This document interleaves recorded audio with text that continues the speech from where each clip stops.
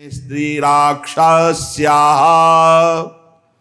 सुविषम कृतं रक्षतं रक्षतं च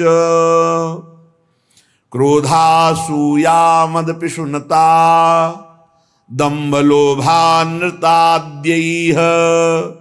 बृंदाटव्या विरह भयतो रक्षतं न्यून भावात् राधा कृष्णौ निज करुणया सर्वतो रक्षतम माम रक्षतम रक्षतम। मेरी रक्षा करो रक्षा करो। किससे? बोले इस बुद्धि रूपी राक्षसी से। इसने सुविषम, दिखते सुंदर हैं भोग लेकिन बहुत कटु दुखदायक है, विषम है। फंसा दिया इस बुद्धि ने, बहुत दुष्ट है। ये राक्षसी है बुद्धि। जब तक प्रभु के चिंतन में नहीं लगती तब तक ये आसुरी बुद्धि बनी रहती है। हमारी बुद्धि किसी भी माता बहन पर जब दृष्टि जाती है तो भोग बुद्धि हो जाना, ये राक्षसी बुद्धि है। श्रीपाद कह रहे हैं स्त्री राक्षस्याः सुविषम कृते रक्षतम रक्षतम च।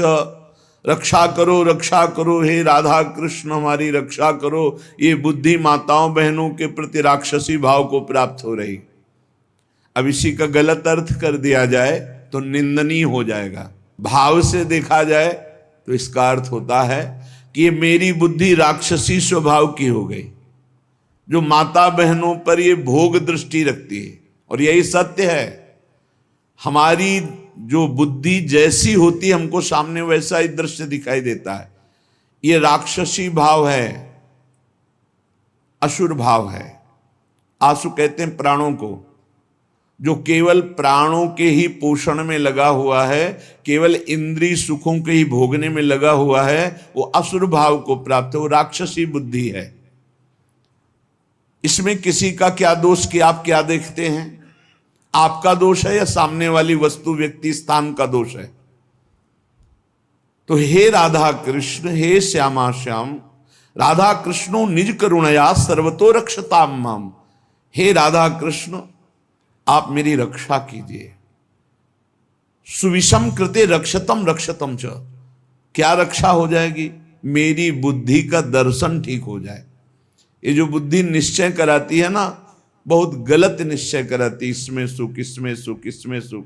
धिक्कार है। भगवान की कृपा से दिव्य मानव देह प्राप्त करके दिव्य आध्यात्मिक सुख प्राप्त करने की लालसा रखनी चाहिए, ना कि भोग दृष्टि से देखना चाहिए। हे प्रभु